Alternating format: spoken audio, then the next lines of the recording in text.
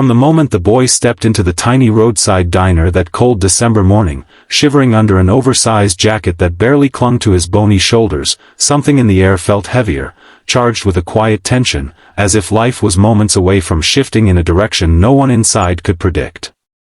His fingers were purple from the wind, his cheeks windburned, and his eyes carried the kind of emptiness only hunger could carve into a child's face. The staff had seen him before, slipping in without a word, hoping no one noticed how deeply he swallowed as he stared at plates of food he couldn't afford. But that morning, as snowflakes clung to his eyelashes like tiny crystals, he didn't just look hungry. He looked defeated, like the world had demanded too much of someone far too young to give anything at all. Something invisible broke then, first in him, then in the hearts of those watching. That was the morning everything began.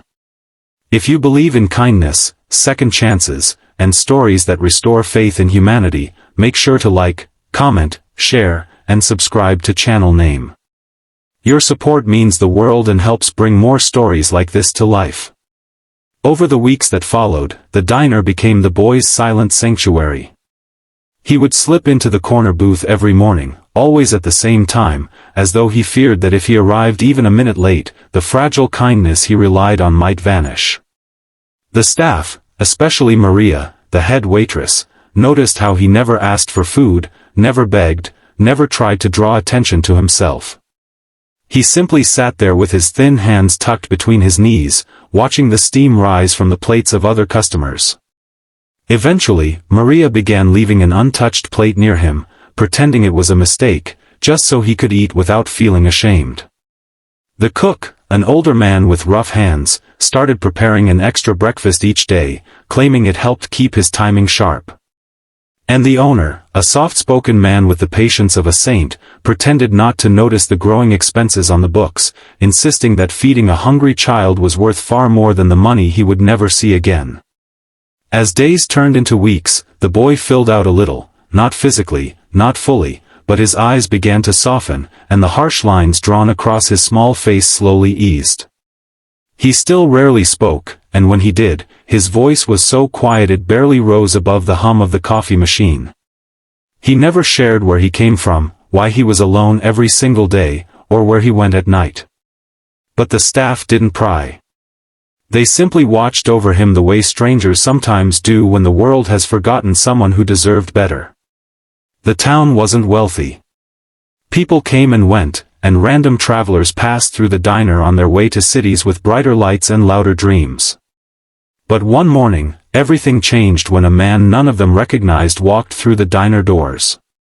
He was tall, well-dressed, and carried himself with the confidence of someone who had never known the cold ache of hunger or the fear of running out of tomorrows.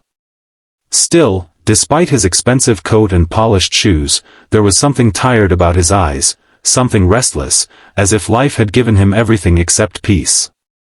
The millionaire took a seat close to where the boy always sat. The contrast between them was almost jarring. On one side, a child trying to hide the worn-out holes in his shoes. On the other, a man who could replace everything in his life with a single swipe of a gold card. And yet, the millionaire found himself watching the boy, something tugging at him, an old memory perhaps, or the echo of a life he had once lived before wealth hardened the edges of his heart. He noticed the way the diner staff subtly cared for the boy. The way they slipped him food, checked on him, and pretended not to. The way the kid tried to shrink himself, as if making himself smaller could hide the truth of how broken his world had been. The millionaire had never seen anything like it, people helping without expecting anything in return, a child surviving without complaint, a community quietly embracing someone the world had overlooked. Something in the millionaire shifted that day, though no one knew it yet. The next morning, instead of leaving town, he returned to the diner at the same time. Then again the next day. And the next. He watched, observed, learned. He saw how the boy thanked the staff with small nods, how he sometimes left half his food wrapped in napkins, perhaps to eat later, perhaps to share with someone unseen. He watched how Maria shielded the boy from prying eyes and how the owner pretended the diner always had extra portions, by coincidence. The millionaire had made fortunes, lost some, rebuilt everything, and traveled the world. But he couldn't shake the image of this tiny boy quietly piecing his life together with nothing but scraps of kindness. He began asking gentle questions, not to pry, but to understand. And slowly, the truth unraveled. The boy had been abandoned months ago. His mother, overwhelmed by debts and an abusive partner, had left in the middle of the night, promising to return when she could start over. But she never did. The boy slept behind an old warehouse, used public bathrooms to wash his face, and survived on whatever he could find. The diner had become his only reliable source of food, the only place where he wasn't treated like a burden.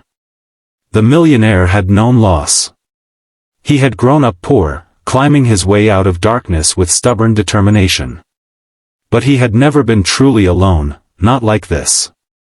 Something inside him broke, but also bloomed, like the first light cutting into a long winter. One evening, after weeks of returning to the diner, the millionaire made a decision that would ripple through the lives of everyone present. He asked the owner to sit with him. Then Maria. Then the boy. He explained what he wanted to do, not out of pity, not out of charity, but because every child deserved a chance at a life filled with warmth, safety, and opportunity. He promised to find the boy a home, to fund his education, to make sure he never felt hunger again. He offered to legally adopt him, if the boy would allow it. At first, the boy froze. It was as if he couldn't comprehend something so enormous, so life-changing. For someone who had survived by expecting nothing, the idea of being chosen, truly chosen, felt like a dream he didn't dare believe. But when the millionaire gently placed a warm hand on his shoulder, something inside the boy finally cracked wide open. He didn't speak, didn't know how to, but his tears did. And that was enough. The adoption process took weeks, filled with paperwork, legal procedures, and emotional days where the boy struggled to trust that the world wouldn't snatch this new life away. But the diner family stayed by his side. The millionaire never left town. And the boy, slowly but surely, stepped out of the shadows of his old life. Months later, the boy returned to the diner, not as a hungry child, but as a growing teenager with clean clothes, a bright expression, and hope shining in his eyes for the first time. The millionaire stood behind him, hand on his shoulder, watching with pride. The staff couldn't hide their tears. The boy who once crept in silently now walked in confidently, his step steady, his life transformed. He had a home. A future. A family. And it all began with a warm meal and a group of strangers who refused to let a child fade into the background of the world. If this story touched your heart or reminded you of the power of kindness, please like, comment, share, and subscribe to channel name. Your support helps bring more emotional and meaningful stories to the community. Special request. Before the story ends, please comment below, kindness can change lives.